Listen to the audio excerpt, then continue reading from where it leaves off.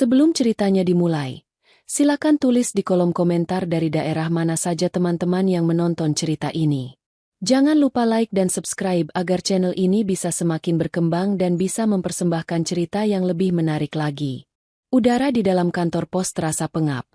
Kontras dengan terik matahari sore yang membakar aspal di luar. Aroma kertas tua dan lem bercampur dengan hembusan angin lesu dari kipas angin di langit-langit yang berputar malas. Senja berdiri di antrean, memeluk sebuah amplop coklat ke dadanya.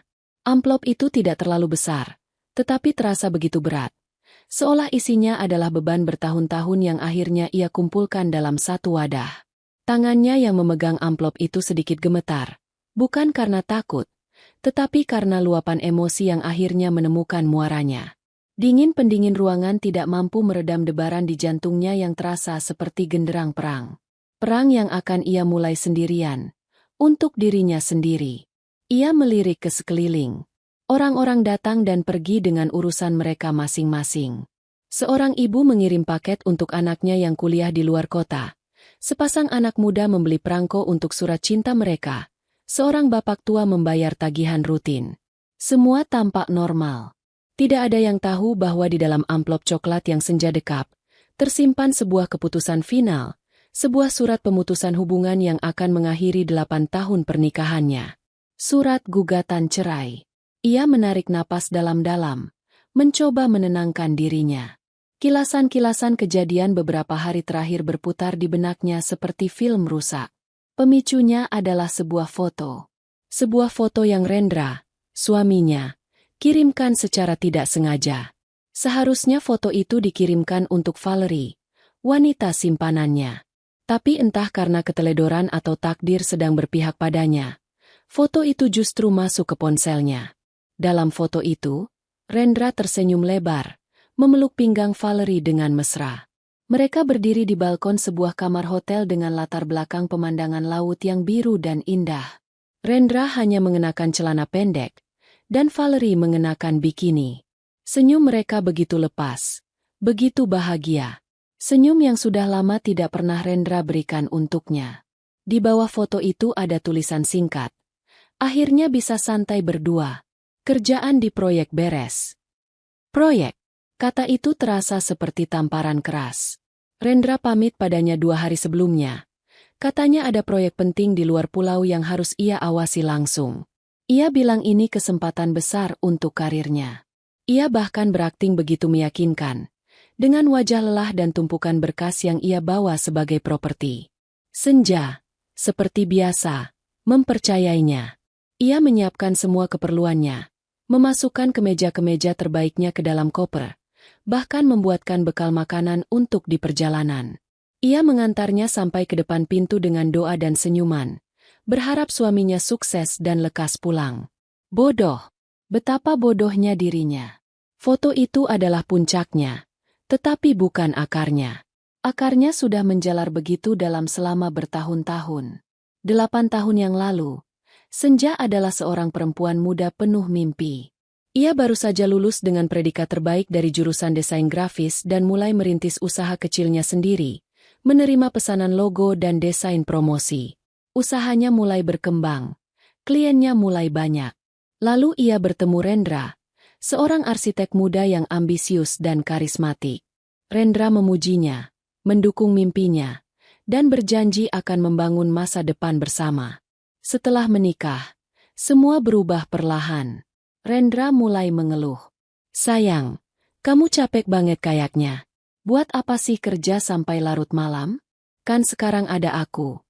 Awalnya terdengar seperti perhatian, tetapi lama-kelamaan menjadi sebuah tuntutan. Fokus urus rumah aja, ya? Aku lebih suka pulang kerja. Rumah sudah rapi dan ada makanan hangat. Senja, yang mencintai Rendra, mencoba mengerti. Ia mengurangi pekerjaannya, menolak beberapa klien. Hingga akhirnya, Rendra memintanya berhenti total. Penghasilanku lebih dari cukup buat kita berdua. Aku nggak mau istriku kecapean. Lagian, apa kata orang nanti kalau istri seorang Rendra masih harus banting tulang? Demi cinta, dan demi menjaga citra suaminya, Senja mengubur mimpinya. Laptop dan peralatan desainnya ia simpan di dalam gudang, tertutup debu dan waktu. Ia mendedikasikan seluruh hidupnya untuk menjadi istri yang sempurna.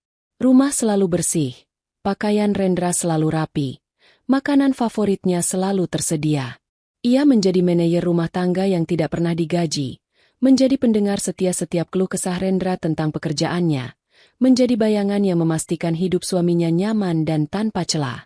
Namun, pengorbanannya tidak pernah dihargai. Rendra mulai berubah. Ia sering pulang malam dengan alasan lembur. Ia menjadi lebih mudah marah untuk hal-hal sepele. Pujian yang dulu sering ia lontarkan kini berganti menjadi kritik. Kok masakanmu hari ini agak asin? Atau, kenapa kemeja biruku belum disetrika? Ia tidak pernah lagi bertanya tentang hari-hari senja, tentang apa yang senja rasakan atau pikirkan. Senja menjadi tak terlihat di matanya sendiri. Ia hanya ada untuk melayani. Kecurigaannya tentang wanita lain sudah ada sejak lama. Aroma parfum wanita yang berbeda di kemeja Rendra, panggilan telepon yang dijawab dengan berbisik di tengah malam, atau pengeluaran kartu kredit yang tidak masuk akal. Setiap kali Senja mencoba bertanya, Rendra akan marah besar. Ia akan menuduh Senja pencemburu, posesif, dan tidak mendukung karirnya. Kamu pikir aku ini apa? Aku kerja keras buat kamu juga. Kalau kamu nggak percaya, buat apa kita teruskan pernikahan ini? Ancaman itu selalu berhasil membungkam Senja. Ia takut. Takut sendirian. Takut gagal mempertahankan rumah tangganya. Takut pada stigma janda yang masih begitu melekat di masyarakat. Tapi foto itu mengubah segalanya. Foto itu bukan lagi sekadar kecurigaan, melainkan bukti telak yang tak terbantahkan. Sebuah penghinaan yang dilemparkan langsung ke wajahnya. Malam itu, setelah menerima foto itu, Senja tidak menangis. Air matanya terasa sudah kering, habis terkuras oleh kesedihan bertahun-tahun. Yang ada hanyalah kehampaan yang dingin, yang kemudian perlahan berubah menjadi amarah yang membara. Amarah bukan pada Rendra atau Valerie, tetapi pada dirinya sendiri. Marah karena telah membiarkan dirinya direndahkan begitu lama. Marah karena telah mengorbankan segalanya untuk orang yang tidak pantas. Malam itu juga, ia membuat keputusan. Ia tidak akan lagi menjadi korban. Ia tidak akan menelepon Rendra dan membuat drama. Rendra tidak pantas mendapatkan energi dan air matanya lagi. Ia akan mengakhirinya dengan cara yang paling menunjukkan betapa tidak berartinya Rendra baginya sekarang. Sebuah surat. Sebuah proses hukum yang dingin dan resmi. Ia menghubungi seorang teman lama yang kini menjadi pengacara, menceritakan semuanya, dan mengirimkan bukti-bukti yang ia miliki. Temannya bergerak cepat. Dalam 2 hari, surat gugatan cerai itu sudah siap. Mengirimkannya lewat pos adalah pilihannya sendiri. Ini adalah sebuah simbol. Ia tidak mau lagi bertatap muka. Ia ingin surat itu datang sebagai kejutan, menginterupsi liburan mesra suaminya, dan menunjukkan bahwa saat Rendra sedang bersenang-senang, ia di sini sedang mengambil kembali kendali atas hidupnya. Nomor antrean 123, ke loket 4. Suara dari pengeras suara menyentakkan Senja dari lamunannya. Itu nomor antreannya. Dengan langkah mantap yang dibuat-buat, ia berjalan menuju loket. Seorang petugas wanita paruh baya menyambutnya dengan senyum lelah. Selamat sore, Mbak. Ada yang bisa dibantu? Saya mau kirim surat tercatat, Bu. Ke alamat ini, kata Senja. Suaranya terdengar lebih stabil dari yang ia kira. Ia menyerahkan amplop coklat itu. Petugas itu menimbang amplopnya, mengetikkan alamat tujuan di komputernya. Alamat sebuah hotel mewah di Bali. Tujuan Denpasar. Ya, pakai layanan kilat khusus. Iya, Bu. Yang paling cepat sampai, jawab Senja. Ia ingin bom waktu itu meledak secepat mungkin. Petugas itu menempelkan perangko dan beberapa stiker, lalu mengambil stempel besar. Bunyi, tak. Yang keras saat stempel itu menghantam amplopnya terasa seperti ketukan palu hakim di dalam sidang. Final. Tidak ada jalan untuk kembali. Ia membayar biayanya, menerima selembar resi pengiriman, dan mengucapkan terima kasih. Saat ia melangkah keluar dari kantor pos, matahari sudah hampir tenggelam. Langit di ufuk barat berwarna jingga keemasan, persis seperti namanya. Senja, akhir dari sebuah hari. Tapi baginya, ini bukan akhir. Ini adalah awal. Angin sore yang sejuk menerpa wajahnya, terasa seperti belayan lembut yang menghapus semua jejak air mata masa lalu. Untuk pertama kalinya setelah sekian lama, ia bisa bernapas dengan lega. Ia berjalan pulang dengan langkah ringan, meninggalkan bayangan gelap pernikahannya di belakang pintu senja. Perjalanannya masih panjang, ia tahu itu. Tapi setidaknya sekarang, ia berjalan di jalurnya sendiri. Di sebuah villa pribadi yang bertengger di atas tebing dengan pemandangan langsung ke Samudra Hindia, surga terasa begitu nyata. Suara debur ombak yang menghantam karang di bawah menjadi musik latar yang menenangkan. Angin laut membawa aroma garam yang segar. Rendra menyesap segelas anggur putih dingin sambil bersandar di kursi malas di tepi kolam renang tanpa batas. Di sampingnya, Valerie sedang mengoleskan losion tabir surya ke kulitnya yang mulus. "Sayang, kamu yakin istrimu gak akan curiga?" tanya Valerie, memecah keheningan. Suaranya manja, tetapi ada nada menuntut di dalamnya. Rendra tertawa kecil. Tawa angkuh seorang pria yang merasa memegang kendali penuh atas dunianya. "Senja? Dia itu terlalu polos. Aku bilang ada proyek mendadak. Dia langsung percaya. Paling sekarang dia lagi sibuk bersih-bersih rumah atau coba resep masakan baru. Dia nggak akan pernah kepikiran aku ada di sini, apalagi sama kamu." Ia menarik Valerie ke dalam pelukannya, mencium pundaknya yang terbuka. "Sudah, jangan pikirkan dia. Kita di sini untuk bersenang-senang. Anggap saja ini hadiah untuk kerja kerasku selama ini." Valerie tersenyum puas. Inilah yang ia sukai dari Rendra. Kekuasaannya, uangnya, dan kemampuannya untuk memberikan gaya hidup mewah seperti ini. Baginya, hubungan ini adalah sebuah investasi. Ia sudah lelah menjadi model kelas 2 yang harus bersaing ketat untuk setiap pekerjaan. Bersama Rendra, masa depannya terasa lebih terjamin. Tentu saja, ada sedikit gangguan bernama istri sah, tetapi Valerie yakin itu hanya masalah waktu.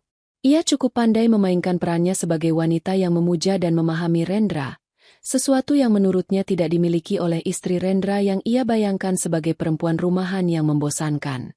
"Tapi sampai kapan, Ren? Aku capek sembunyi-sembunyi terus," rengeknya lagi. Kali ini dengan nada yang lebih serius.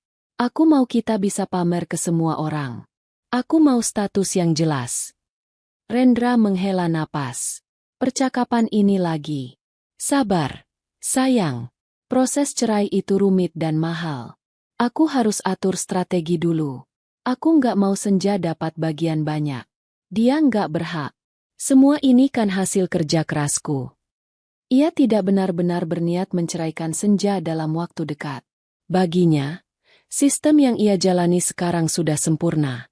Ia punya istri di rumah yang mengurus semua kebutuhannya tanpa banyak bertanya, dan punya kekasih muda yang cantik untuk menemaninya bersenang-senang dan memuaskan egonya. Menceraikan Senja akan merusak keseimbangan itu. Akan ada drama keluarga, pembagian harta, dan citranya sebagai pria sukses bisa tercoreng. Tidak. Ia akan menundanya selama mungkin. Mereka menghabiskan sisa sore itu dengan bermalas-malasan. Berenang, minum anggur, dan bercinta. Rendra merasa seperti raja. Ia telah bekerja keras untuk mencapai posisinya sekarang, dan ia merasa berhak mendapatkan semua ini.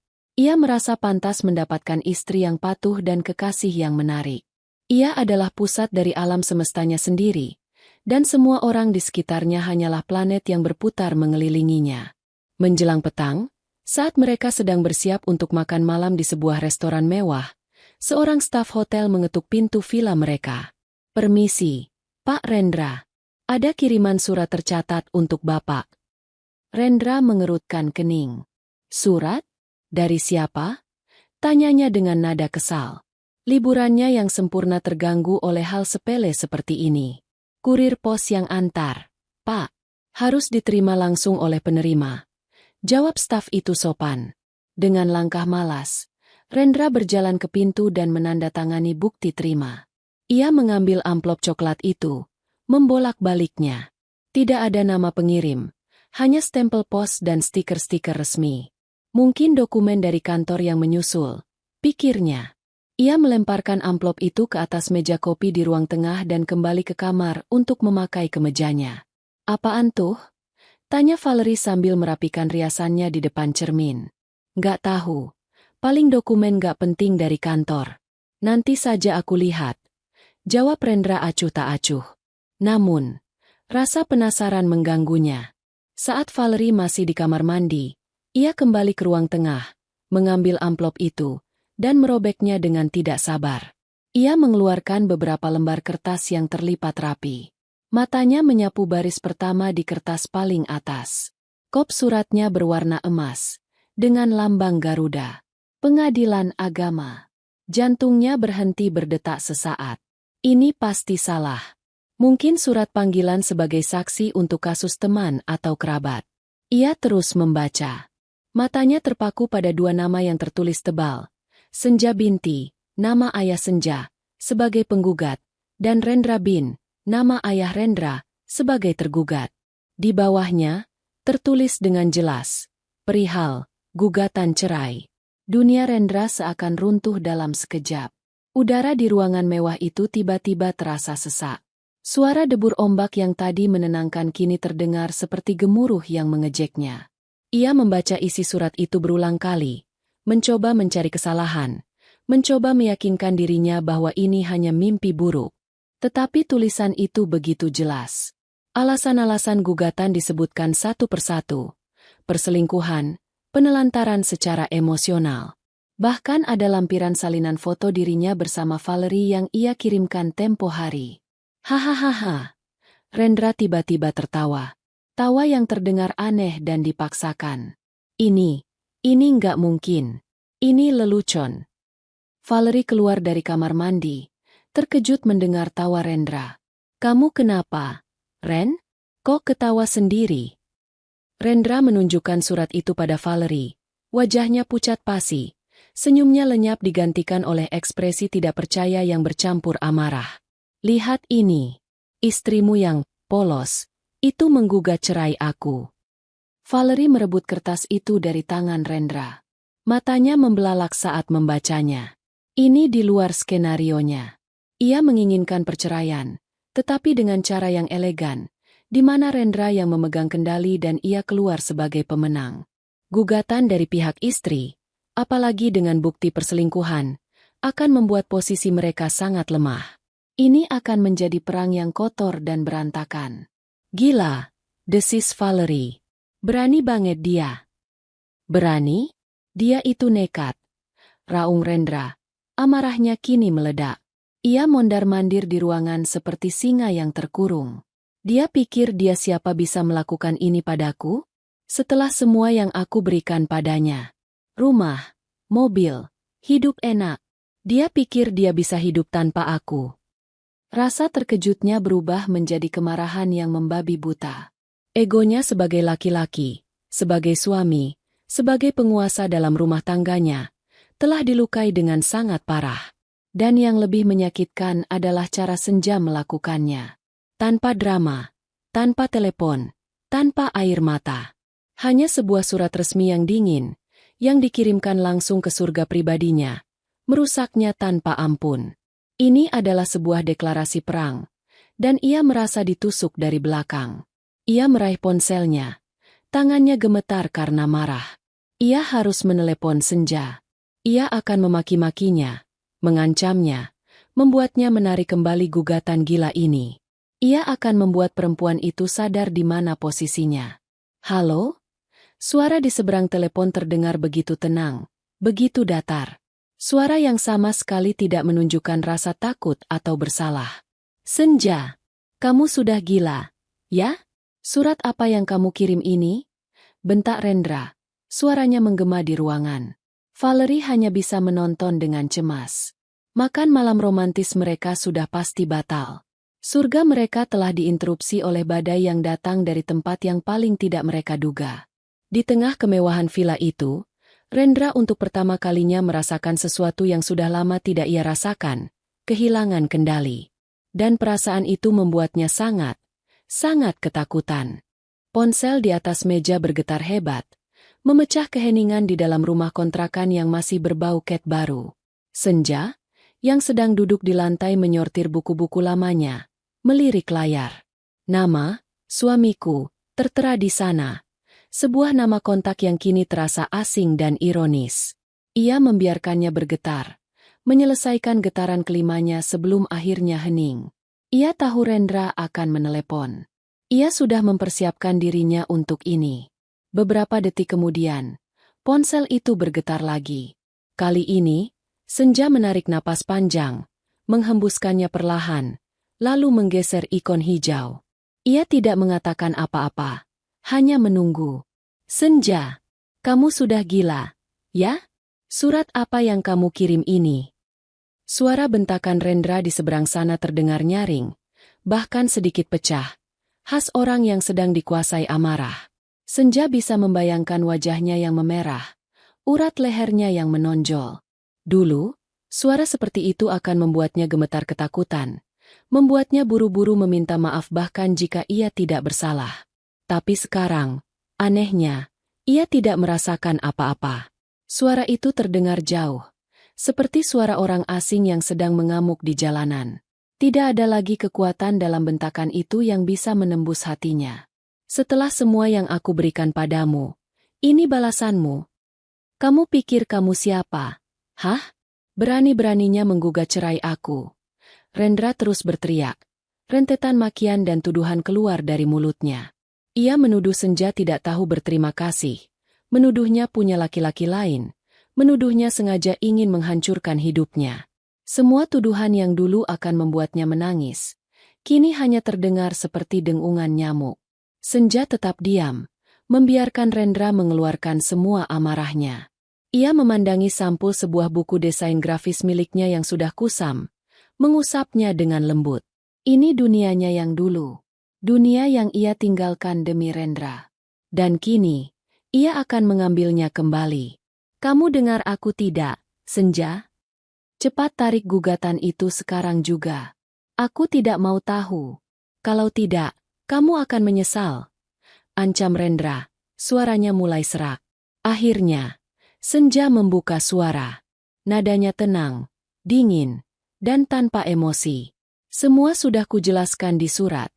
Mas, kalau ada yang tidak kamu mengerti, bicaralah dengan pengacaraku. Nomornya ada di surat itu juga. Hening sejenak di seberang sana. Rendra pasti terkejut. Ia mengharapkan tangisan, permohonan, atau pertengkaran sengit. Ia tidak siap menghadapi ketenangan ini. Pengacara? Kamu pakai pengacara untuk melawanku. Suaranya terdengar tidak percaya.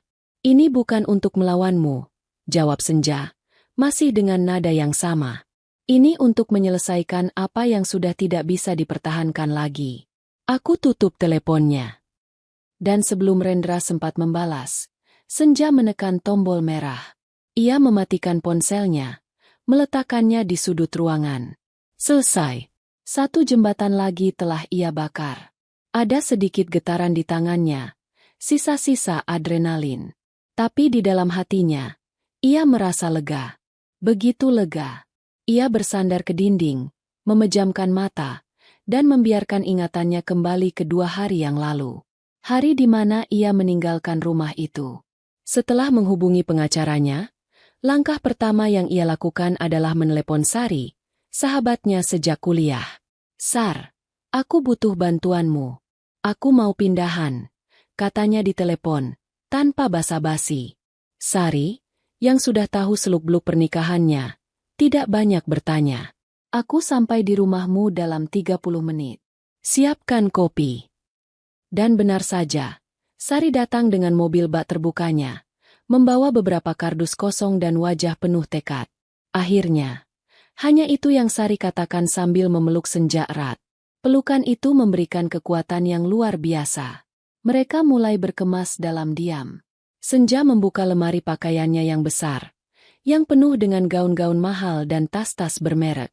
Semua itu adalah pemberian Rendra. Benda-benda itu adalah simbol status, bagian dari perannya sebagai istri seorang arsitek sukses. Ia menatapnya sejenak, lalu menutup pintu lemari itu. Ia tidak menyentuh satupun. Ia beralih ke laci kecil di meja riasnya. Di sana ia menyimpan barang-barang yang lebih personal. Ia mengambil beberapa helai baju sederhana yang ia beli dengan sisa uang belanja, beberapa potong pakaian lama yang nyaman. Ia juga membuka kotak perhiasan. Ia meninggalkan kalung berlian dan gelang emas pemberian Rendra. Ia hanya mengambil sebuah cincin perak sederhana dengan ukiran bunga, hadiah dari almarhum ayahnya saat ia lulus kuliah. Mereka bergerak ke seluruh penjuru rumah. Senja tidak mengambil perabotan mewah, lukisan mahal, atau perangkat elektronik canggih. Ia hanya mengambil hal-hal yang memiliki arti baginya. Dari ruang kerja, ia mengambil tumpukan buku-buku novel kesukaannya. Dari dapur, ia membawa pulang set cangkir teh peninggalan neneknya. Lalu ia meminta Sari membantunya naik ke gudang. Di sudut yang paling berdebu, teronggok harta karunnya yang terlupakan. Sebuah komputer tabung lama, sebuah tablet gambar digital generasi pertama, dan sebuah kotak besar berisi portofolio karya-karyanya. Saat membuka kotak itu, aroma kertas tua menyeruak. Ia melihat lagi desain-desain yang pernah ia buat. Logo-logo, brosur, ilustrasi. Ada percikan semangat di matanya. Ini adalah dirinya. Diri sejatinya yang telah lama ia kubur. Bawa semua ini, katanya pada Sari. Suaranya bergetar menahan haru. Saat mengemasi barang-barang ini, Senja merasakan setiap sudut rumah itu berbicara padanya. Ruang tamu yang megah tempat ia sering merasa kesepian menunggu Rendra pulang. Dapur modern tempat ia menghabiskan ribuan jam memasak makanan yang kadang bahkan tidak disentuh suaminya. Kamar tidur mewah yang menjadi saksi bisu air matanya di malam-malam yang dingin. Rumah itu bukan lagi miliknya. Mungkin memang tidak pernah benar-benar menjadi miliknya. Itu adalah panggung sandiwara Rendra, dan ia hanyalah salah satu pemeran pembantu. Langkah terakhir sebelum pergi adalah urusan finansial. Ia tahu Rendra akan mencoba memblokir semua aksesnya ke uang. Sebelum mengirim surat cerai, ia sudah pergi ke bank. Ia duduk di depan teller. Jantungnya berdebar kencang. Ia meminta untuk menarik sebagian besar isi rekening tabungan bersama mereka. Ia sudah menghitungnya dengan cermat bersama pengacaranya. Jumlah yang ia ambil tidak lebih dari setengahnya. Jumlah yang menjadi haknya. Rasa bersalah yang ditanamkan Rendra selama bertahun-tahun sempat muncul. Ini uang Rendra, bisik sebuah suara di kepalanya. Tapi suara lain yang lebih kuat menimpali. Ini bukan uang Rendra. Ini upahku. Upah untuk 8 tahun dedikasiku yang tidak pernah dihargai. Upah untuk mimpi yang telah kurlakan mati. Ini adalah modal awalku untuk hidup kembali. Dengan tangan mantap, ia menandatangani slip penarikan. Uang itu, yang kini berada di rekening pribadinya yang baru ia buka, terasa seperti tiket kebebasan. Kini, di dalam rumah kontrakan kecilnya, Senja membuka matanya. Ia memandangi tumpukan kardus di sekelilingnya. Rumah ini kecil, dindingnya perlu dicat ulang, dan lantainya dingin tanpa karpet. Sangat berbeda dengan istana yang ia tinggalkan. Tetapi di sini, ia bisa bernapas. Tidak ada lagi perasaan harus menjadi sempurna. Tidak ada lagi tatapan menghakimi atau kata-kata yang merendahkan. Di sini hanya ada dirinya dan puing-puing mimpinya yang siap ia bangun kembali. Rumah ini mungkin kosong, tetapi hatinya untuk pertama kali terasa penuh. Penuh dengan harapan. Perjalanan pulang dari Bali terasa seperti perjalanan terpanjang dalam hidup Rendra. Ia duduk sendirian di kelas bisnis, menatap keluar jendela tetapi tidak melihat apa-apa. Pemandangan awan putih yang biasanya membuatnya merasa berkuasa, kini tampak hampa. Valerie tidak ikut bersamanya. Setelah telepon penuh amarah dengan senja malam itu, suasana di antara mereka menjadi tegang. Valerie, yang tidak suka dengan drama yang merepotkan, memutuskan untuk menenangkan diri dan pulang dengan penerbangan lain keesokan harinya. Rendra bahkan tidak peduli. Pikirannya terlalu penuh. Sepanjang penerbangan, ia menyusun rencana. Ia memutar ulang berbagai skenario di kepalanya. Saat tiba di rumah nanti, ia akan menghadapi Senja. Ia akan menggunakan semua senjatanya. Pertama, Ia akan mencoba bersikap tenang dan manipulatif, berbicara tentang kesalahpahaman dan kenangan indah mereka. Jika itu tidak berhasil, ia akan beralih ke intimidasi, mengingatkan Senja bahwa perempuan itu bukan apa-apa tanpanya, bahwa Senja tidak akan bisa bertahan hidup sendirian. Dan jika itu pun gagal, ia akan menggunakan senjata terakhir, amarah. Ia akan membentak, mengancam, membuatnya merasa kecil dan tidak berdaya, seperti yang biasa ia lakukan. Ia yakin, salah satu dari cara itu pasti akan berhasil. Senja yang ia kenal adalah perempuan lemah yang akan luluh di bawah tekanan. Ia masih tidak bisa menerima kenyataan. Digugat cerai oleh Senja adalah sebuah penghinaan. Itu seperti pion catur yang tiba-tiba bergerak dan melakukan skakmat pada raja. Tidak masuk akal. Ia yang seharusnya mengendalikan permainan. Ia yang seharusnya memutuskan kapan pernikahan ini berakhir. Jika memang harus berakhir. Bukan Senja. Pesawat mendarat dengan mulus di Jakarta. Rendra mengambil kopernya dengan gerakan cepat. Melangkah keluar dari bandara dengan aura gelap di sekelilingnya. Ia menyetir mobilnya pulang, membelah kemacetan ibu kota dengan tidak sabar. Di benaknya, ia sudah menyiapkan kalimat pembuka yang akan ia ucapkan saat melihat Senja. Saat mobilnya memasuki gerbang kompleks perumahan mereka yang mewah, sedikit rasa percaya dirinya kembali. Ia melihat rumah-rumah besar di sekelilingnya. Inilah dunianya. Dunia yang ia bangun. Dan Senja adalah bagian dari inventaris di dalamnya. Ia memarkir mobil di garasi, di sebelah mobil city car milik Senja yang terparkir rapi. Dia masih di sini, batinnya, merasa sedikit lega. Ia membuka pintu depan dengan kuncinya sendiri. Senja, aku pulang, serunya. Suaranya menggema di ruangan yang sunyi. Tidak ada jawaban. Biasanya, Senja akan langsung muncul dari dapur atau dari lantai atas, menyambutnya dengan senyum. Hening. Rendra melangkah masuk, meletakkan tas kerjanya di sofa. Ia melihat sekeliling ruang tamu. Semuanya tampak rapi. Terlalu rapi. Tidak ada majalah wanita yang biasa Senja baca di atas meja. Vas bunga di sudut ruangan kosong. Tidak ada lagi rangkaian bunga segar yang selalu Senja siapkan setiap 3 hari sekali. Foto pernikahan mereka yang berukuran besar dan terpajang di dinding seolah menatapnya dengan tatapan mengejek. Ia berjalan ke dapur. Bersih, berkilau, tetapi dingin.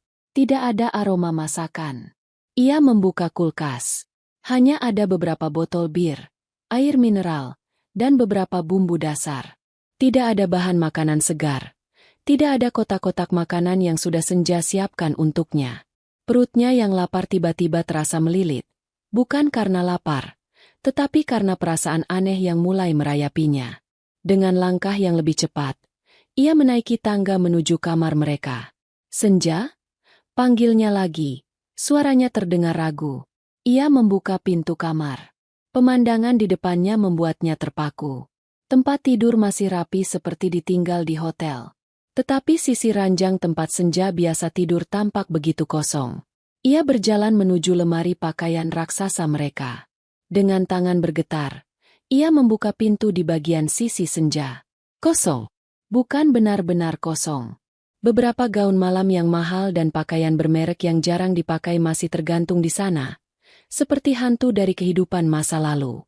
Tetapi semua pakaian sehari-hari Senja, blus-blus sederhananya, celana kainnya, daster favoritnya, semuanya lenyap. Ia membuka laci-laci. Pakaian dalam, kaos kaki, semua milik Senja sudah tidak ada. Yang tertinggal hanyalah kotak-kotak perhiasan pemberiannya. Isinya masih utuh. Ia beralih ke meja rias. Sisi meja milik Senja bersih total. Tidak ada lagi botol-botol pelembab, lotion, atau peralatan rias sederhana miliknya. Hanya ada bekas aroma parfum lembutnya yang samar-samar tertinggal di udara. Aroma yang selalu ia anggap remeh, tetapi kini terasa begitu menyesakan. Panik mulai menjalari dirinya. Ia berlari keluar kamar, memeriksa kamar tamu, ruang kerja, bahkan kamar mandi tamu. Tidak ada jejak Senja. Ia seperti lenyap di telan bumi, hanya menyisakan barang-barang mewah pemberian Rendra, seolah ingin mengatakan bahwa semua itu tidak ada artinya. Dalam kepanikannya, ia teringat sesuatu. Gudeng. Ia berlari menuruni tangga menuju gudang di belakang rumah. Ia membuka pintunya yang sedikit berderit. Matanya langsung tertuju pada sudut tempat Senja dulu menyimpan peralatan desainnya. Sudut itu sekarang kosong melompong. Debu di lantai membentuk sebuah persegi panjang, menandakan di mana dulu kotak-kotak itu berada. Kesadaran menghantamnya seperti ombak besar. Senja tidak hanya pergi. Dia telah mengevakuasi hidupnya. Dia tidak membawa kemewahan yang Rendra berikan, tetapi dia membawa kembali mimpi-mimpi yang pernah Rendra paksa untuk ia kubur. Fakta ini, entah kenapa, terasa lebih menyakitkan daripada lemari yang kosong. Gagal. Semua rencananya untuk mengintimidasi dan memanipulasi Senja gagal total bahkan sebelum dimulai. Lawannya tidak ada di medan perang. Dengan putus asa, ia mengambil ponselnya. Ia harus mencari tahu di mana Senja berada. Ia menekan nomor telepon ibu mertuanya. "Halo, Tante? Ini Rendra," sapanya, mencoba terdengar seramah mungkin. "Tante, apa Senja ada di sana?" "Dia tidak ada di rumah. Saya khawatir sekali." Jawaban dari seberang sana terdengar dingin dan tajam. "Rendra, Senja aman. Dan dia sudah membuat keputusannya. Tante mohon, jangan ganggu dia atau keluarga kami lagi." Klik. Telepon ditutup. Rendra tertegun. Ibu mertuanya, yang selalu memujinya setinggi langit, kini berpihak pada Senja. Ia mencoba menghubungi Sari, sahabat Senja. Jawabannya lebih singkat. "Bukan urusanmu dia di mana." Ia terisolasi. Semua orang yang ia pikir berada di pihaknya, atau setidaknya netral, kini telah membangun benteng di sekeliling Senja. Badai kepulangannya tidak menghasilkan apa-apa selain keheningan yang memekakan telinga. Ia kembali ke ruang tamu, menjatuhkan dirinya di sofa yang empuk. Rumah besar itu terasa begitu luas, begitu kosong, begitu sunyi. Ia adalah raja yang pulang ke istana, hanya untuk menemukan bahwa ratu dan seluruh rakyatnya telah pergi, meninggalkannya sendirian di atas tahta yang dingin. Untuk pertama kalinya, Rendra merasakan ketakutan yang sesungguhnya. Bukan takut kehilangan Senja sebagai seorang istri, tetapi takut akan kenyataan bahwa dunia yang ia bangun dengan susah payah di atas kendali dan arogansinya, ternyata begitu rapuh dan kini telah hancur berkeping-keping. Minggu-minggu pertama setelah kepindahannya terasa seperti kabut. Senja menjalani hari-harinya dalam sebuah ritme yang aneh, antara kelegaan karena telah bebas dan ketakutan akan masa depan yang serba tidak pasti. Rumah kontrakannya yang kecil terasa seperti sebuah pulau terpencil. Di sini, ia aman dari badai bernama Rendra, tetapi ia juga sendirian dengan pikirannya. Ia menghabiskan sebagian besar waktunya untuk membereskan barang, menata ulang hidupnya dalam skala yang jauh lebih kecil, dan mencoba membiasakan diri dengan keheningan. Uang yang berhasil ia amankan dari rekening bersama tersimpan di bank. Jumlahnya cukup untuk bertahan hidup selama beberapa bulan, tetapi tidak cukup untuk membuatnya merasa aman selamanya. Ia tahu, ia tidak bisa terus-menerus bersembunyi dalam kepompongnya. Ia harus bergerak, harus melakukan sesuatu, sebelum ketakutannya berubah menjadi kelumpuhan. Suatu pagi, saat sedang menyeduh kopi di dapurnya yang sempit, matanya tertumbuk pada tumpukan portofolio dan buku-buku desainnya yang ia letakkan di sudut ruang tamu. Ia berjalan mendekat, mengambil salah satu buku, dan membuka halaman-halamannya yang mulai menguning. Gambar-gambar, sketsa-sketsa, dan desain-desain yang pernah ia buat dengan penuh semangat seolah balas menatapnya. Mereka adalah hantu dari dirinya yang dulu. Seorang senja yang penuh gairah, yang matanya berbinar saat berbicara tentang perpaduan warna dan tipografi. Ia teringat pada sebuah mimpi lama, mimpi yang ia diskusikan dengan Sari bertahun-tahun yang lalu, bahkan sebelum ia bertemu Rendra. Sebuah usaha kecil yang menjual bingkisan atau kado custom. Ia tidak hanya ingin menjual barang, tetapi juga cerita. Ia ingin mengemas hadiah dengan sentuhan personal, dengan desain yang indah, membuatnya menjadi sebuah pengalaman, bukan sekadar transaksi. Mimpi itu ia kubur dalam-dalam karena Rendra menganggapnya kerjaan sepele yang tidak menghasilkan. Kini, tidak ada lagi Rendra yang meremehkannya.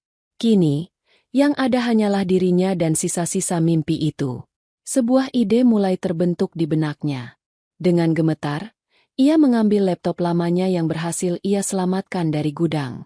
Ia mulai membuat sketsa, menuangkan semua ide yang selama ini terpendam. Ia merancang logo, sebuah kaligrafi sederhana bertuliskan, "Kado Senja", dengan siluet matahari terbenam sebagai latarnya. Saat melihat logo itu di layar, sesuatu di dalam dirinya menghangat. Ini adalah miliknya. Ia memutuskan untuk memfokuskan usahanya pada produk-produk artisan lokal. Ia ingin setiap bingkisan yang ia buat mendukung para perajin kecil lainnya. Maka, dimulailah perjalanannya. Hari-harinya kini tidak lagi diisi dengan menunggu suami pulang. Ia bangun pagi-pagi, bukan untuk menyiapkan sarapan Rendra, tetapi untuk pergi ke pasar-pasar lokal dan sentra-sentra kerajinan di pinggiran kota. Ia bertemu dengan seorang ibu pembuat kue kering rumahan yang resepnya turun-temurun. Ia berbincang dengan seorang pemuda yang membuat sabun organik di garasi rumahnya.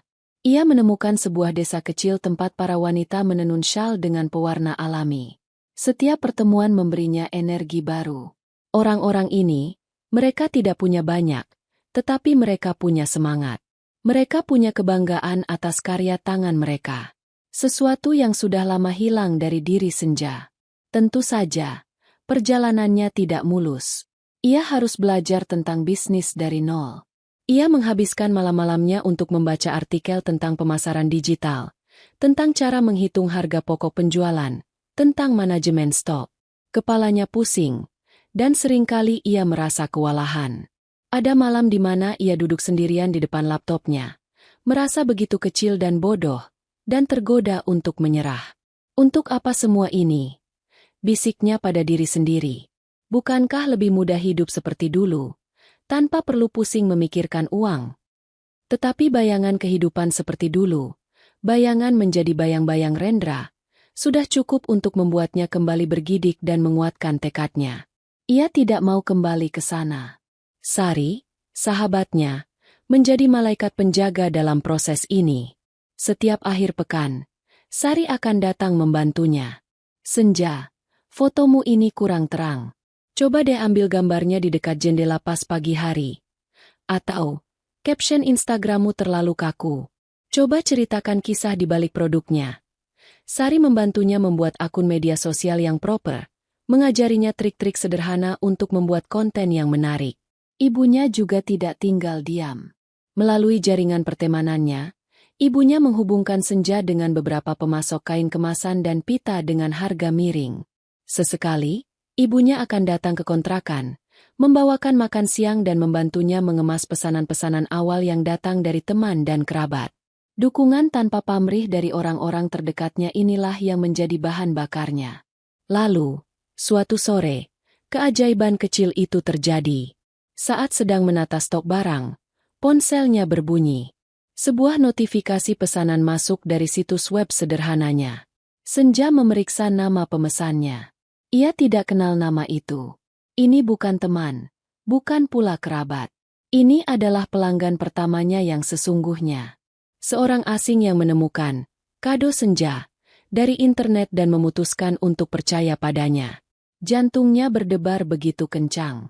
Ia membaca detail pesanan itu berulang kali, seolah tidak percaya.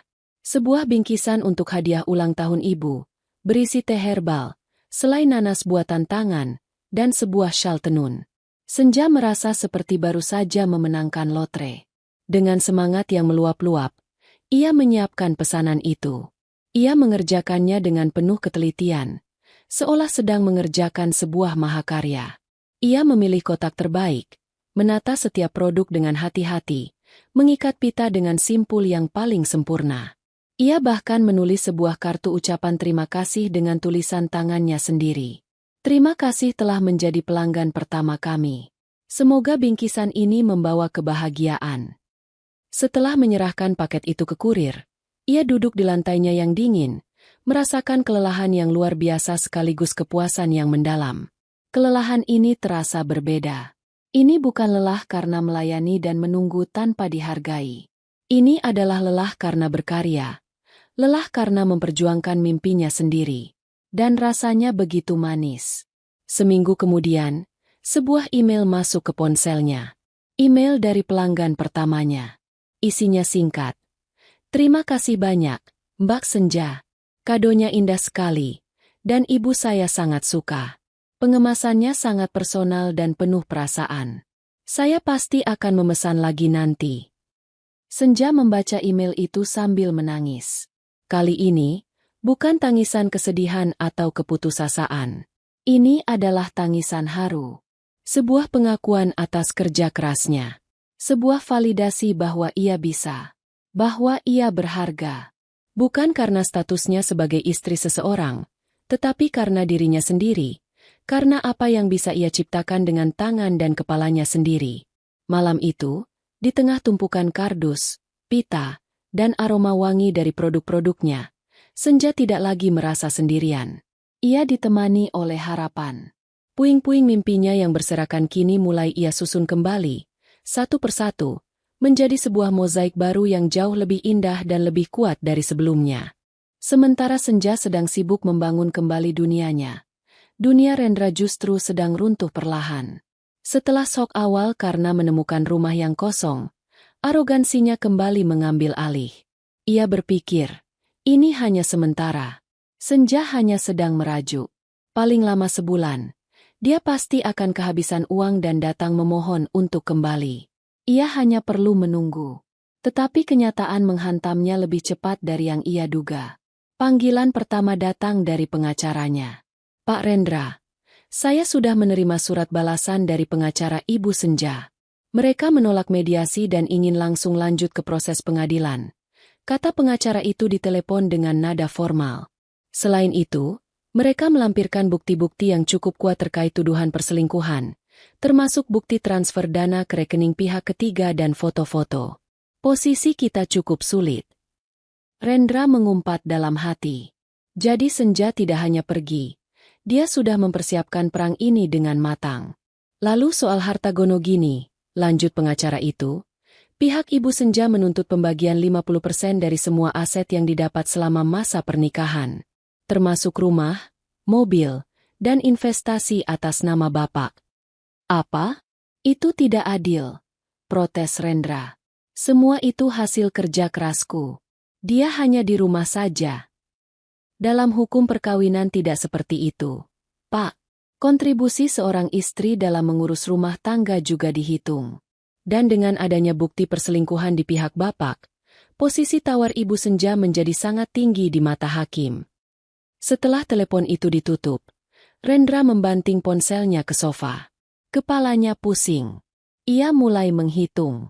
Setengah dari segalanya. Itu berarti gaya hidupnya akan terancam. Proyek-proyeknya memang besar, tetapi pengeluarannya juga tidak sedikit. Cicilan rumah mewah, cicilan mobil sport, dan tentu saja, biaya untuk memanjakan Valerie.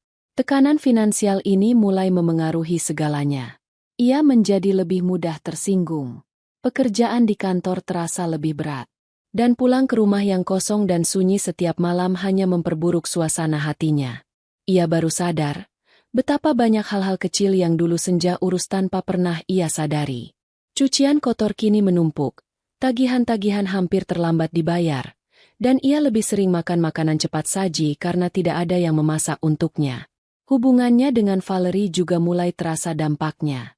Valerie, yang terbiasa dengan kemewahan tanpa batas, tidak mengerti atau tidak mau mengerti tentang tekanan yang sedang Rendra hadapi. Suatu malam, mereka sedang makan di sebuah restoran Italia. Rendra sengaja memilih restoran yang tidak terlalu mahal, tidak seperti biasanya. Valerie langsung menyadarinya. "Kok kita makan di sini?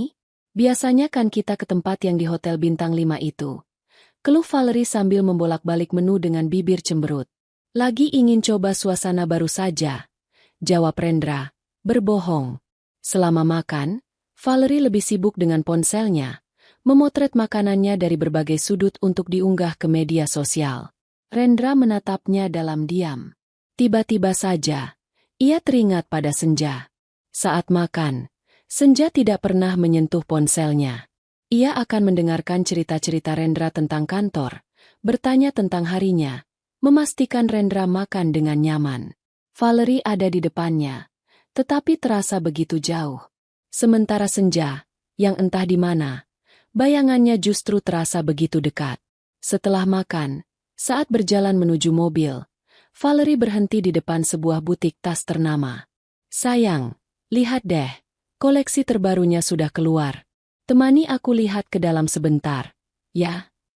Lain kali saja, Val. Aku capek. Tolak Rendra. Wajah Valerie langsung berubah masam. Kok kamu gitu sih? Biasanya juga nggak pernah nolak. Sejak istrimu itu pergi, kamu jadi pelit banget, deh. Kata, pelit. Itu seperti menyulut sumbu amarah Rendra yang sudah pendek. Pelit? Kamu pikir proses cerai itu gratis?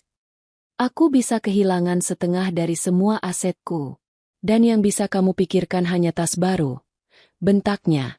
Suaranya naik beberapa oktav. Valerie terkejut. Ini pertama kalinya Rendra membentaknya di depan umum.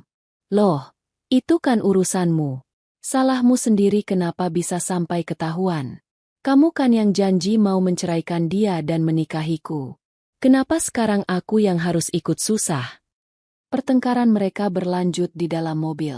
Semua unek-unek yang selama ini terpendam akhirnya keluar. Valerie menuduh Rendra tidak becus mengurus masalahnya. Rendra menuduh Valerie hanya peduli pada uangnya.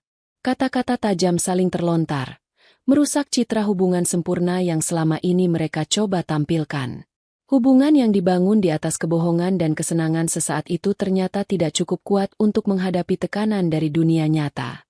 Malam itu, Valerie meminta diantar pulang ke apartemennya sendiri.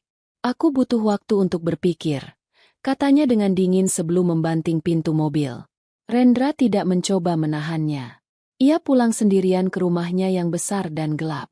Ia menyalakan lampu ruang tengah dan keheningan langsung menyergapnya. Ia melihat sekeliling. Semuanya masih sama seperti saat ia tinggalkan. Berantakan. Ada tumpukan piring kotor di wastafel, majalah berserakan di meja, dan kemeja kerjanya tergeletak di sofa. Ia baru sadar. Selama ini ia berpikir bahwa yang ia butuhkan dari seorang wanita adalah kecantikan dan kesenangan seperti yang Valerie berikan. Tetapi di saat seperti ini, di tengah kekacauan hidupnya, ia justru merindukan hal lain. Ia merindukan keteraturan, ketenangan, dan rasa nyaman. Ia merindukan aroma masakan Senja saat ia pulang kerja. Ia merindukan rumah yang selalu rapi dan hangat. Ia merindukan seseorang yang bertanya, "Hari ini kamu capek, ya?" Ia menjatuhkan diri di sofa, memijat pelipisnya yang berdenyut. Ia telah menukar sebuah rumah yang damai dengan sebuah surga palsu yang kini mulai menunjukkan retak-retaknya. Dan di dalam kesunyian malam itu, untuk pertama kalinya, sebuah pertanyaan mengerikan muncul di benaknya. Apakah ia telah membuat kesalahan terbesar dalam hidupnya? Beberapa bulan berlalu. Musim berganti. Dan begitu pula kehidupan Senja. Kado Senja, yang dimulai dari sebuah ide impulsif di lantai rumah kontrakan, kini mulai menemukan bentuknya. Ruang tamunya yang dulu kosong, kini telah berubah menjadi sebuah bengkel kerja yang ramai. Rak-rak kayu sederhana yang ia pasang sendiri di dinding kini penuh dengan gulungan pita, tumpukan kertas kado aneka motif, dan contoh-contoh produk dari para pemasoknya. Aroma kopi, kertas, dan bunga kering bercampur menjadi satu, menciptakan sebuah wangi yang khas, wangi kerja keras. Pertumbuhannya stabil. Dari satu pesanan seminggu, menjadi beberapa pesanan dalam sehari. Pelanggan-pelanggannya kebanyakan datang dari mulut ke mulut.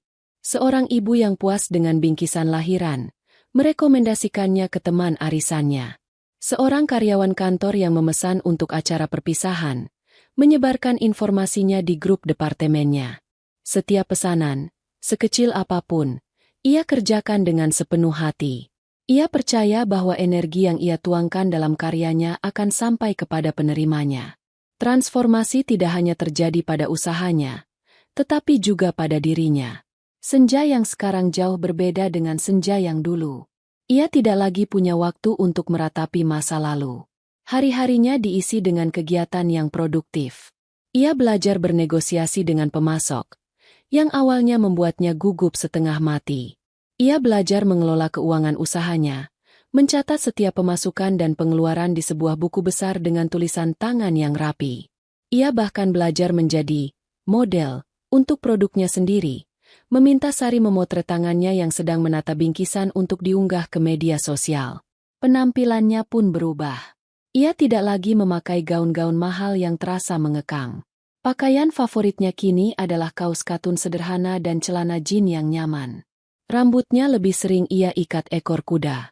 Ia kehilangan beberapa kilogram berat badan, bukan karena diet, tetapi karena terus bergerak aktif. Lingkaran hitam di bawah matanya karena kurang tidur kadang terlihat jelas, tetapi matanya memancarkan binar yang berbeda. Binar semangat dan rasa memiliki tujuan. Ia tampak lebih hidup, lebih bersinar, dibandingkan saat ia masih menjadi Nyonya Rendra yang bergelimang kemewahan tetapi kosong di dalam. Lalu, pada suatu hari Rabu yang biasa, sebuah pesanan masuk. Namanya terdengar familiar. Dina. Ia adalah seorang narablog dan selebgram lokal yang cukup berpengaruh. Dikenal karena sering mengulas produk-produk lokal yang unik. Senja sedikit gugup saat menyiapkannya. Ia memberikan perhatian ekstra pada setiap detailnya. Ia tidak tahu bahwa pesanan inilah yang akan mengubah segalanya. Seminggu kemudian, saat ia sedang beristirahat sambil minum teh di sore hari, ponselnya tiba-tiba menjadi gila. Notifikasi masuk bertubi-tubi tanpa henti. Pengikut baru, komentar, pesan langsung, dan yang paling penting, email pesanan. Dengan bingung dan panik, ia mencoba mencari tahu apa yang terjadi. Sari kemudian mengiriminya sebuah tautan ke akun Instagram Dina. Di sana, terpampang sebuah unggahan baru. Serangkaian foto yang indah, menunjukkan proses membuka kotak, kado senja, dari berbagai sudut. Dina tidak hanya memuji produknya, tetapi ia juga menulis sebuah cerita yang menyentuh tentang bagaimana ia merasakan jiwa dan ketulusan dalam bingkisan tersebut. Ia memuji pemilihan produk artisan lokalnya, memuji desain kemasannya yang elegan, dan secara khusus menyoroti kartu ucapan terima kasih tulisan tangan dari Senja. Di akhir tulisannya, ia mengajak para pengikutnya untuk mendukung usaha-usaha kecil seperti kado Senja. Efeknya luar biasa. Dalam semalam, pengikut akun usahanya melonjak dari ratusan menjadi ribuan. Dan yang lebih penting, pesanan membanjir. Ponselnya terus berdering, email terus masuk. Ia kewalahan, tetapi juga diliputi euforia yang tak terkira. Beberapa hari berikutnya terasa seperti angin topan. Senja hampir tidak tidur. Ia sadar ia tidak bisa mengerjakannya sendirian lagi. Ia menelepon Sari. Sar, aku butuh bantuanmu. Ini bukan lagi permintaan tolong. Aku mau mempekerjakanmu paruh waktu. Aku akan bayar. Sari tertawa di seberang telepon dan langsung setuju. Ia juga menelepon ibunya, memintanya membantu mengurus bagian pembelian dari pemasok. Ia tiba-tiba telah menjadi seorang bos kecil bagi usahanya sendiri. Di tengah kesibukan itu, saat sedang mengikat pita di sebuah kotak pesanan hingga larut malam, Senja berhenti sejenak. Ia memandangi tumpukan kotak yang siap kirim di sudut ruangan. Ia mekar. Seperti bunga gurun yang disangka mati, ternyata ia hanya membutuhkan kesempatan untuk tumbuh di tanahnya sendiri, dengan air dari usahanya sendiri. Ia tidak lagi membutuhkan taman mewah milik orang lain untuk merasa indah.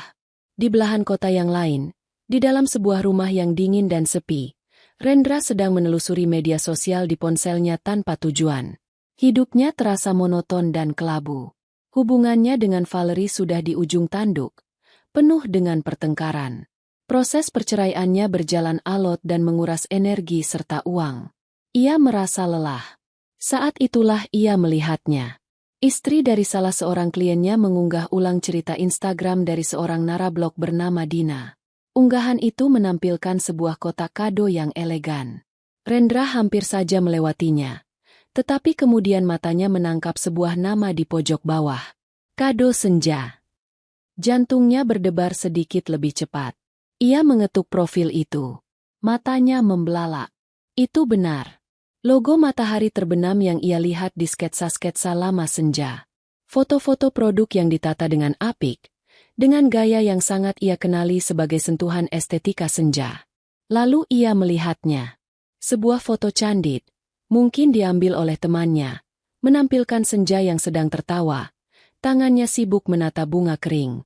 Ia terlihat berbeda. Lebih kurus, tetapi lebih cerah. Tawanya lepas, tanpa beban. Perempuan di foto itu bukan lagi bayangan lemah yang biasa menunggunya di rumah. Perempuan itu adalah seseorang yang mandiri, yang bersinar dengan cahayanya sendiri. Rendra terus menggulir ke bawah, membaca puluhan, bahkan ratusan komentar positif dari para pelanggan. Indah sekali. Pelayanannya ramah banget. Bangga sama produk lokal. Perasaan aneh menjalari dirinya. Sebuah campuran yang rumit antara tidak percaya, kesal, dan cemburu. Bagaimana mungkin?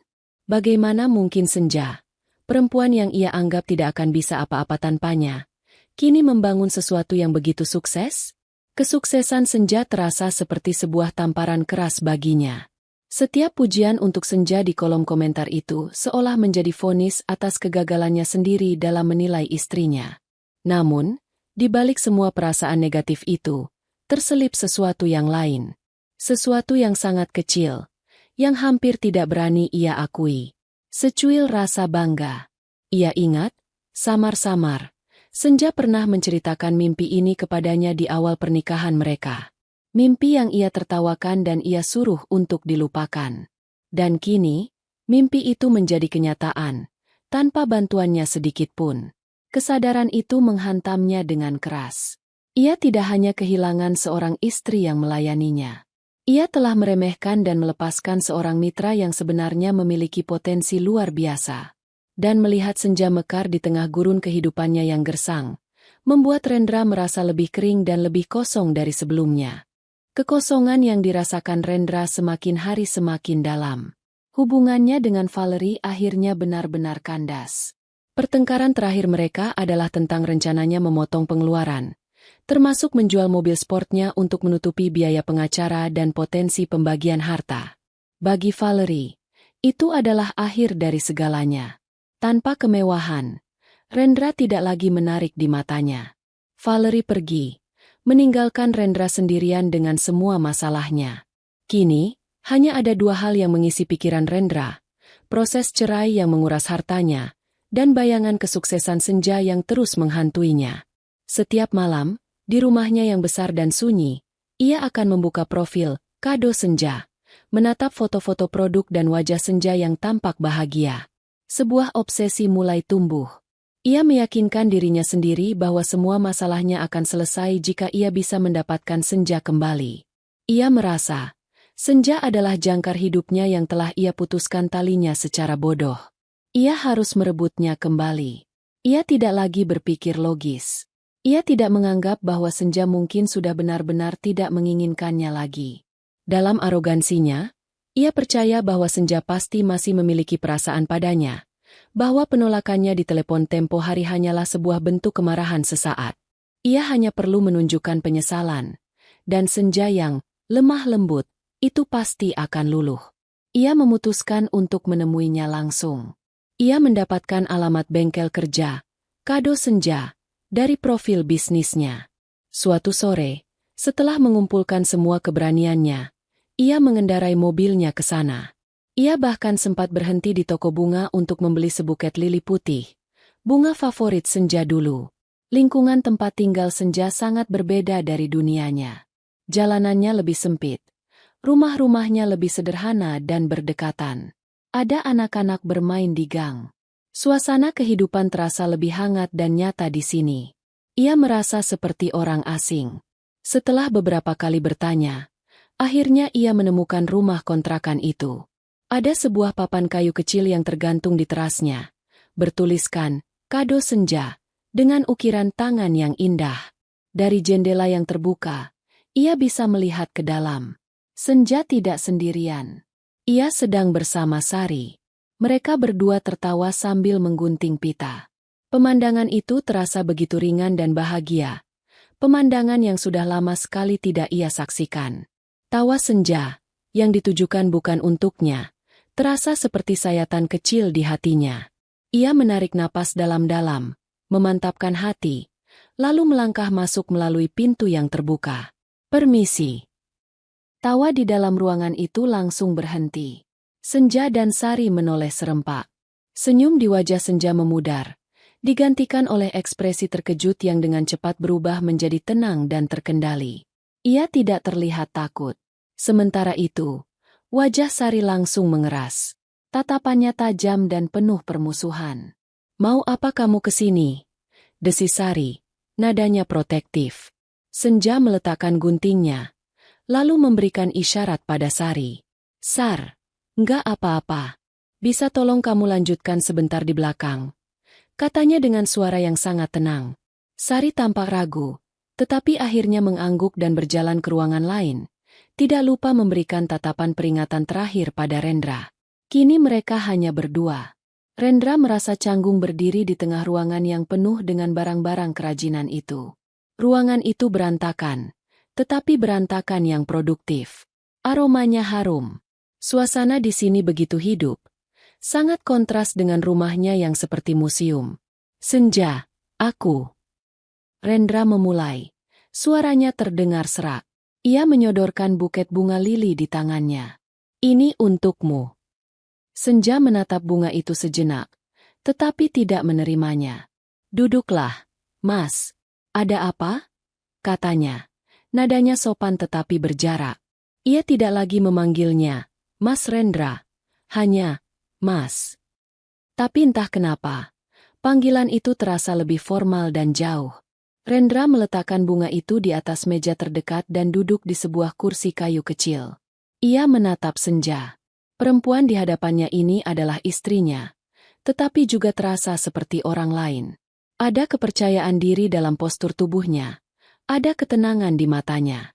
Aku kesini mau minta maaf," kata Rendra, memulai pidato yang sudah ia siapkan. "Aku tahu aku salah besar. Senja. Aku buta. Aku sudah menyia-nyiakanmu. Tidak ada satu hari pun aku tidak menyesalinya." Senja hanya diam, mendengarkan. Wajahnya tidak menunjukkan emosi apapun. "Aku dan Valerie sudah berakhir," lanjut Rendra, seolah itu adalah sebuah berita besar yang akan mengubah segalanya. "Aku sadar, selama ini aku hanya mengejar sesuatu yang semu. Yang nyata itu kamu. Kebahagiaanku itu ada bersamamu. Aku sadar sekarang." Ia mencoba meraih tangan Senja yang tergeletak di atas meja. "Senja, tolong, beri aku satu kesempatan lagi. Kita bisa mulai dari awal. Aku janji akan berubah. Aku akan mendukung usahamu ini. Aku akan melakukan apa saja. Aku kangen kamu."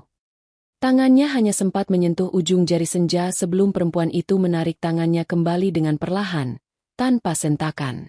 Gerakan kecil itu terasa seperti sebuah penolakan yang telak. Akhirnya, Senja angkat bicara.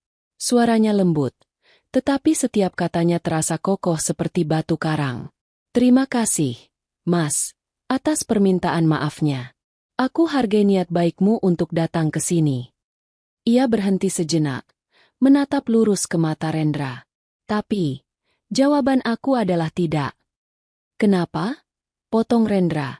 Nada putus asa mulai terdengar. "Karena Valerie? Aku sudah meninggalkannya. Karena aku menyakitimu? Aku berjanji tidak akan mengulanginya." Senja menggeleng pelan. "Bukan karena itu. Ini bukan lagi tentang kamu atau tentang Valerie. Ini tentang aku." Ia melanjutkan, "Orang yang kamu cari, Senja yang dulu rela melakukan apa saja untukmu, yang hidupnya berpusat padamu, dia sudah tidak ada, Mas. Dia sudah mati hari itu, saat aku mengirim surat cerai itu. Dan aku yang sekarang, aku tidak mau kembali ke kehidupan itu. Aku sudah memaafkanmu," katanya lagi. "Bukan untuk memberimu kelegaan, tetapi untuk membebaskan diriku sendiri. Dan aku sudah bebas sekarang. Aku bahagia. Kebahagiaan yang aku bangun dengan tanganku sendiri, dari puing-puing yang kamu tinggalkan. Dan aku tidak akan merobohkannya lagi hanya untuk membangun kembali penjara yang dulu pernah mengurungku." Kata-katanya tidak diucapkan dengan amarah. Tidak ada dendam. Yang ada hanyalah sebuah kebenaran yang tenang dan final. Kebenaran itu menghantam Rendra lebih keras daripada tamparan atau makian. Semua rencana penebusannya, semua kata-kata manisnya, semuanya hancur berantakan. Ia sadar, ia tidak sedang berbicara pada istrinya yang penurut. Ia sedang berbicara pada seorang perempuan utuh yang telah menemukan nilainya sendiri. Ia kehabisan kata-kata. Ia menatap senja, dan yang ia lihat hanyalah seorang asing yang sopan. Tidak ada lagi cinta, tidak ada lagi luka, hanya ada ketidakpedulian yang sopan. Dan itu adalah hal yang paling menyakitkan dari segalanya. Dengan perasaan hampa, ia berdiri. Aku mengerti. Ia berbalik dan berjalan keluar dari bengkel kerja yang hangat itu, kembali ke dunianya yang dingin. Bunga lili putih yang ia bawa tergeletak di atas meja, tampak layu di tengah semaraknya kehidupan baru yang telah senja ciptakan untuk dirinya sendiri. Hari itu akhirnya tiba. Hari di mana 8 tahun pernikahannya akan secara resmi dihapuskan oleh negara. Udara pagi terasa berbeda, lebih jernih, seolah alam pun menahan napas. Senja berdiri di depan cermin, bukan untuk memeriksa penampilannya dengan cemas seperti dulu, melainkan untuk memastikan ia melihat seorang perempuan yang siap. Ia memilih untuk mengenakan sebuah blus batik tulis berwarna sogan yang kalem, dipadukan dengan celana panjang hitam. Pakaian itu tidak berteriak meminta perhatian, tetapi memancarkan martabat dan ketenangan. Ini bukan perayaan, ini adalah sebuah upacara penutupan. Ia melakukannya untuk dirinya sendiri, sebagai tanda hormat pada perjalanan yang telah ia lalui. Ibunya dan Sari sudah menunggunya di ruang tamu. Tidak banyak kata yang terucap. Mereka hanya saling bertukar pandang penuh pengertian. Ibunya menggenggam tangannya erat. Sebuah gestur yang menyalurkan kekuatan ribuan kata. Sari merapikan kerah blus Senja dan tersenyum. "Kamu tampak kuat," bisiknya. Dan Senja, untuk pertama kalinya, benar-benar merasa demikian. Gedung pengadilan agama terasa dingin dan kaku. Dindingnya yang tinggi dan koridornya yang panjang seolah menggema dengan kisah-kisah perpisahan yang tak terhitung jumlahnya. Ini adalah tempat di mana cinta secara resmi dinyatakan mati. Senja berjalan tegap di antara ibunya dan Sari. Langkahnya mantap. Ia bukan lagi korban yang datang untuk mengadu. Ia adalah seorang penggugat yang datang untuk mengambil kembali hak dan kebebasannya. Di seberang koridor, ia melihat Rendra. Pria itu sedang berbicara dengan pengacaranya. Senja berhenti sejenak, mengamatinya dari kejauhan. Rendra tampak sangat berbeda. Setelan mahalnya terlihat sedikit kebesaran di tubuhnya yang lebih kurus. Rambutnya yang biasanya tertata sempurna, kini tampak sedikit berantakan. Ada lingkaran hitam di bawah matanya yang tidak bisa disembunyikan. Ia tidak lagi memancarkan aura arogansi dan kekuasaan. Yang terlihat kini adalah seorang pria yang lelah dan kalah. Mata mereka bertemu selama sepersekian detik. Senja melihat kilat keterkejutan, rasa sakit, dan mungkin penyesalan di mata Rendra. Namun, ia tidak merasakan apa-apa. Tidak ada lagi amarah, tidak ada lagi sakit hati. Yang ada hanyalah kehampaan, seperti melihat orang asing yang wajahnya samar-samar ia kenali. Rendra adalah orang pertama yang membuang muka. Dalam gestur kecil itu, Senja tahu bahwa ia telah memenangkan perang yang bahkan tidak ia sadari sedang ia perjuangkan. Perang untuk merebut kembali harga dirinya. Di dalam ruang sidang, suasana terasa lebih mencekam. Hakim ketua, seorang pria parubaya dengan wajah tanpa ekspresi, duduk di singgasananya.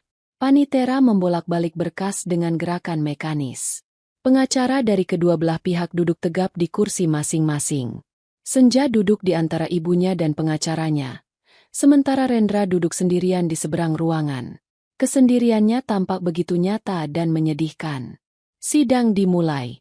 Hakim membacakan detail kesepakatan pembagian aset yang telah disetujui sebelumnya melalui mediasi yang alot. Suaranya yang monoton dan datar terdengar seperti mantra pemakaman bagi pernikahan mereka. Aset berupa 1 unit rumah di alamat Jalan Cendana nomor 18, beserta isinya, jatuh kepada pihak penggugat, Saudari Senja. Pikiran Rendra melayang. Ia teringat saat pertama kali membawa Senja ke rumah itu. Saat rumah itu masih kosong dan berbau semen. Ia ingat bagaimana mata Senja berbinar-binar saat membayangkan di mana akan meletakkan sofa atau taman bunga kecil di halaman belakang. Semua itu ia anggap sebagai latar belakang dari panggung kesuksesannya. Ia tidak pernah sadar bahwa Senjalah yang mengubah bangunan itu menjadi sebuah rumah. Aset berupa 2 unit kendaraan roda 4, satu atas nama penggugat dan satu atas nama tergugat, menjadi hak milik masing-masing. Aset berupa investasi reksadana dan saham atas nama tergugat, saudara Rendra, dibagi 2 sama rata kepada kedua belah pihak. Setiap kalimat yang diucapkan hakim terasa seperti sayatan. Ini bukan lagi hanya tentang kehilangan uang. Ini tentang pembongkaran sebuah kehidupan yang telah ia bangun. Setiap aset yang disebutkan memunculkan sebuah kenangan, dan setiap kenangan kini diwarnai oleh kebodohannya sendiri. Ia terus melirik ke arah Senja, berharap perempuan itu akan menatapnya, menunjukkan sedikit saja emosi. Tetapi Senja tidak pernah menoleh. Pandangannya lurus tertuju pada hakim, wajahnya tenang, seolah ia sedang mendengarkan laporan cuaca, bukan pembagian harta hasil pernikahannya. Akhirnya, hakim sampai pada bagian penutup. Setelah mempertimbangkan semua bukti dan kesaksian, serta kesepakatan yang telah dicapai oleh kedua belah pihak, pengadilan memutuskan untuk mengabulkan gugatan cerai dari pihak penggugat. Hakim mengangkat palu kayunya yang kecil. Ruangan itu hening sesaat. Semua mata tertuju pada palu itu. Bagi Senja, palu itu adalah kunci yang akan membuka gerbang kehidupannya yang baru. Bagi Rendra, palu itu adalah batu nisan bagi masa lalunya. Tok! 1 ketukan. Tok! 2 ketukan. Tok! 3 ketukan. Suara itu terdengar begitu keras dan final di dalam ruangan yang sunyi. Selesai. Senja menghembuskan napas yang tanpa sadar telah ia tahan. Beban seberat gunung yang selama bertahun-tahun menekan pundaknya, kini terangkat seluruhnya. Ia merasa ringan. Ibunya meremas tangannya dengan lembut. Sari menepuk punggungnya. Ia tidak menangis. Ia hanya merasa damai. Di seberang ruangan, Rendra tersentak. Bahunya merosot seolah baru saja menerima pukulan telak. Ia menundukkan kepalanya dalam-dalam. Pengacaranya mengatakan sesuatu padanya, tetapi ia tidak mendengar. Suara palu itu terus berdengung di telinganya, menghapus semua harapan terakhir yang mungkin masih tersisa. Ia kini secara resmi bukan siapa-siapa lagi bagi Senja. Hanya seorang pria dari masa lalu. Saat persidangan dibubarkan, Senja berdiri. Ia tidak melirik ke arah Rendra sama sekali. Bersama ibu dan sahabatnya, ia berjalan keluar dari ruang sidang. Saat pintu terbuka dan cahaya matahari dari luar menerobos masuk, Senja merasa seolah ia baru saja keluar dari sebuah gua yang gelap. Ia melangkah menuju cahaya itu, meninggalkan bayang-bayang kehidupannya yang lama di belakang, di dalam ruangan dingin tempat palu hakim baru saja membebaskannya. Perjalanannya belum selesai, tetapi babak yang paling menyakitkan telah resmi ditutup. 1 tahun kemudian, di sebuah jalan yang tidak terlalu ramai, di antara sebuah toko buku independen dan kedai kopi mungil, berdiri sebuah toko kecil dengan fasad bercat putih gading. Sebuah papan nama kayu dengan ukiran kaligrafi yang elegan tergantung di atasnya. Kado Senja. Dari jendela kaca besarnya, terlihat interior toko yang hangat dan penuh cita rasa. Rak-rak kayu memajang aneka produk artisan, mulai dari keramik buatan tangan, lilin aromaterapi, kain-kain tenun, hingga toples-toples kue kering yang tampak lezat. Semuanya ditata dengan indah, menunjukkan sentuhan pribadi pemiliknya. Di dalam, Senja sedang mengajari seorang karyawan baru cara mengikat pita gaya Jepang yang menjadi ciri khas tokonya. Ia tampak berbeda, lebih berisi, dengan pipi yang lebih ranum. Rambutnya ia potong sebahu, membuatnya tampak lebih segar. Ia mengenakan blus linen sederhana dan senyumnya tidak pernah lepas dari wajahnya. Nah, tarik sisi yang ini sedikit lebih kencang, lalu buat simpulnya di tengah. Coba deh, katanya dengan sabar. Karyawannya, seorang gadis muda bernama Tika, mengangguk dan mencoba meniru. Tokonya kini memiliki 2 orang karyawan paruh waktu. Sari pun telah memutuskan untuk bergabung secara penuh, menangani semua urusan pemasaran digital dan operasional online dari sebuah kantor kecil di bagian belakang toko. Usaha yang dulu dimulai di lantai rumah kontrakan, kini telah menjadi sebuah bisnis nyata yang menghidupi beberapa orang. Pagi itu, sebelum toko resmi dibuka, Senja duduk di mejanya yang terletak di sudut ruangan. Ia tidak lagi menulis surat gugatan cerai yang penuh luka. Di hadapannya terbentang sebuah buku catatan tebal. Ini adalah surat barunya. Isinya bukan lagi tentang masa lalu, melainkan tentang masa depan. Ia sedang membuat daftar ide untuk koleksi bingkisan hari raya yang akan datang. Kolaborasi dengan perajin perak dari kota gede. Tulisnya. Mencari pemasok madu hutan organik. Setiap baris yang ia tulis adalah sebuah benih harapan. Di seberang jalan, sebuah sedan berwarna perak metalik melambat dan berhenti. Di balik kemudi, duduk seorang pria. Rendah. Ia tidak lagi mengendarai mobil sportnya yang mencolok. Penampilannya pun lebih biasa. Kemeja kantor standar, tanpa jam tangan mewah yang dulu selalu melingkar di pergelangan tangannya. Ia hanya duduk di sana dalam diam, memandangi toko kecil di seberang jalan. Ia sudah sering melakukannya beberapa bulan terakhir. Sekadar lewat, hanya untuk melihat. Ia melihat toko itu tumbuh dari sebuah ruko kosong menjadi sebuah tempat yang penuh kehangatan dan kehidupan. Ia melihat Senya melalui jendela kaca itu.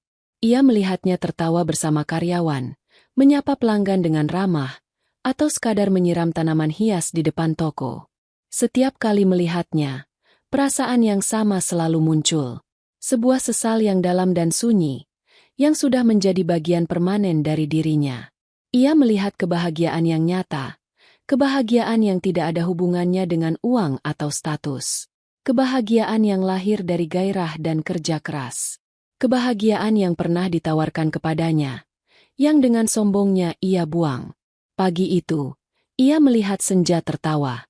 Tawa yang begitu lepas dan ringan, yang sampai terasa di seberang jalan. Tawa itu adalah bukti nyata dari dunianya yang baru. Sebuah dunia di mana Rendra tidak memiliki tempat sama sekali. Ia adalah hantu yang mengintip ke dalam sebuah pesta meriah yang tidak akan pernah bisa ia masuki. Setelah beberapa menit yang terasa seperti selamanya, ia menarik napas panjang, memasukkan gigi mobilnya, dan melaju pergi, menyatu kembali dengan lalu lintas yang sibuk, membawa serta penyesalannya yang abadi. Senja, yang sedang sibuk berdiskusi dengan Sari tentang desain baru, tidak menyadari keberadaan mobil itu sama sekali. Pikirannya sudah terlalu penuh dengan hal-hal yang akan datang. Seorang pelanggan masuk, seorang ibu yang sudah menjadi langganan tetapnya. "Selamat pagi, Mbak Senja." Sapa ibu itu dengan ramah. "Pagi, Bu." "Wah, kelihatannya cerah sekali hari ini." Balas Senja, senyumnya tulus. Ia berdiri, siap melayani, siap memulai harinya. Mentari pagi menerobos masuk melalui jendela kaca, menyinari partikel-partikel debu yang menari-nari di udara, menciptakan aura keemasan di dalam tokonya. Ia menghirup aroma kopi dari kedai sebelah. Ia merasakan kehangatan di hatinya. Pembalasan dendam terbaiknya bukanlah kehancuran Rendra. Ia bahkan tidak pernah mendoakan hal itu. Pembalasan dendam terbaiknya adalah kebahagiaannya sendiri. Penyesalan yang dirasakan Rendra adalah hukuman yang pria itu ciptakan untuk dirinya sendiri. Sebuah gema sunyi dari kehidupan indah yang telah ia sia-siakan. Dan Senja, ia tidak lagi menoleh ke belakang. Di tangannya ada pena, dan di hadapannya terbentang halaman-halaman kosong. Ceritanya masih panjang, dan kali ini, ia adalah satu-satunya penulisnya.